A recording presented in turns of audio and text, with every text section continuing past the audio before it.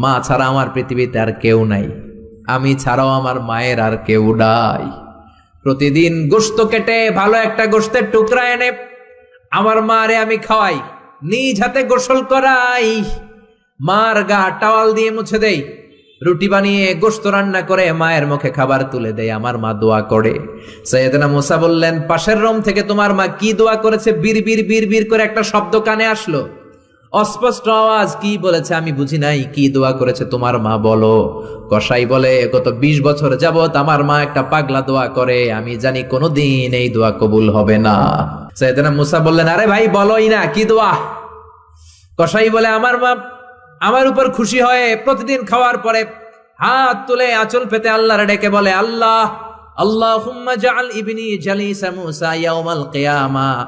ও আল্লাহ, শুনেছি এই জামানার বনি ইসরাইলের সবচেয়ে বড় পয়গম্বর মুসা কালিম, উনি নাকি সবচেয়ে বড় নবী। আমার ছেলের খেদমতে আমি এত খুশি, আমার ছেলের উপরে এত সন্তুষ্ট আমি আমার ছেলের জন্য দোয়া করলাম। এই জামানার বড় পয়গম্বর মুসা যখন কিয়ামতের দিন বিচার শেষে জান্নাতে যাবে, আমার কসাই ছেলেরে তুমি ওই নবী মুসার সাথে জান্নাতে ঢুকাইয়া দিবা। কবুল করে নিছে কে? আল্লাহ। মুসা আলাইহিস সালাম মনে মনে বললেন, আরে কানেকশন তো এই জায়গায়, কানেকশন তো আসল জায়গায়। এজন্য মায়ের দোয়া ছাড়া এই পৃথিবীতে কেউ বড় নেতা হতে পারে নাই, কেউ ব্যবসায়ী হতে পারে নাই, কেউ মুফাসসিরে কোরআন হতে পারে না, হাফেজ হতে পারে না, মাওলানা হতে পারে না, আল্লাহর ওলি হতে পারে না, তার জীবনে সফল হতে পারে না। চিল্লা এখন ঠিক কিনা?